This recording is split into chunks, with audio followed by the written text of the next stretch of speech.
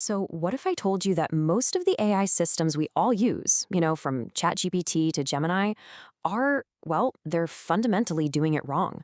That they're built on an architecture that actually limits their ability to truly understand the physical world.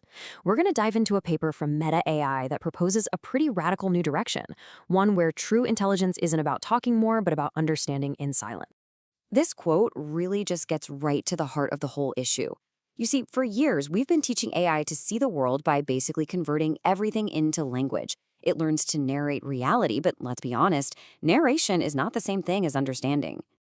So, let's break down this core problem. Why is forcing an AI to think by talking such a flawed approach?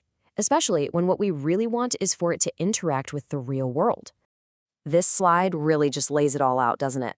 When you walk into a room, you don't narrate everything you see to understand it. The meaning, the vibe, it all just appears instantly.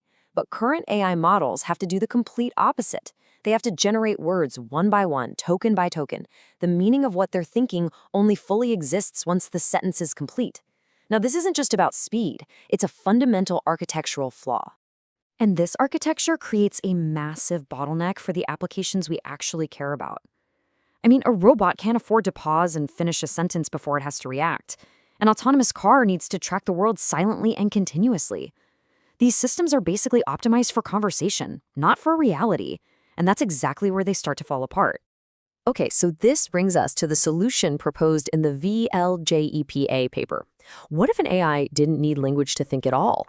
What if instead of predicting the next word, it learned to predict the underlying meaning directly? The key idea here is something called a semantic embedding. The easiest way to think of it is as a dense mathematical concept space. So, different sentences like, the dog is running and a canine is jogging, might use different words, but in this space, they get mapped to almost the exact same point because they have the same core meaning. And this is the crucial point. The model's entire goal changes. It's no longer punished for choosing one correct sentence over another. It just has to get the meaning right. This makes the whole learning process so much more efficient and stable because it's focused on what actually matters for understanding. And I love this quote because it brilliantly illustrates the shift in behavior. Instead of a system that's constantly describing the world to itself, you get a system that just watches. It understands continuously and only speaks when it actually has something to say. So, how does this actually work? Let's take a quick look under the hood at the VL-JEPA architecture. And yeah, it's a mouthful. It stands for Vision Language Joint Embedding Predictive Architecture. All right, let's look at a simplified diagram from the paper. Essentially, the system takes in visual input, what it sees, and text input, what it reads. But it doesn't process them as just pixels or words. It converts both into these abstract representations in a shared meaning space. The model's whole job is to look at an image and learn to predict the meaning of the text that describes it, not the exact words themselves. It really breaks down into four main parts. The X encoder sees the world. The Y encoder understands the meaning of the text. The predictor is the brain, learning how to connect the two. And crucially, the Y decoder, the part that turns meaning back into words, is lightweight and only used at the very end. If a human needs an answer. The thinking is completely separated from the talking. Okay, I know what you're thinking. This all sounds great in theory, but does it actually work better? Well, the researchers put it to the test. And honestly, the data builds a pretty compelling case for predicting meaning. So the researchers ran a super strictly controlled comparison. Same data, same vision encoder, same training budget, the works.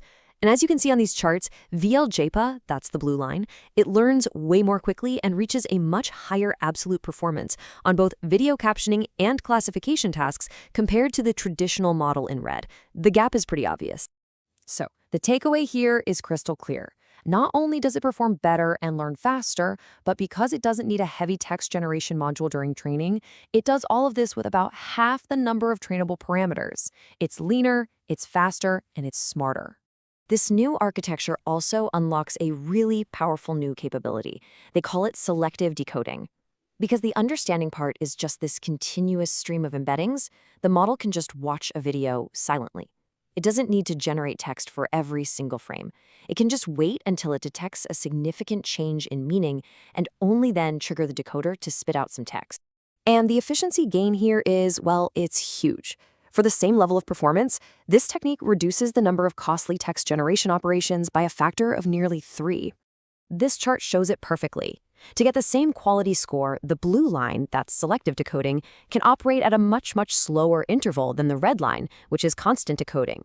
This is an absolute game changer for real-time applications on devices like smart glasses or robots.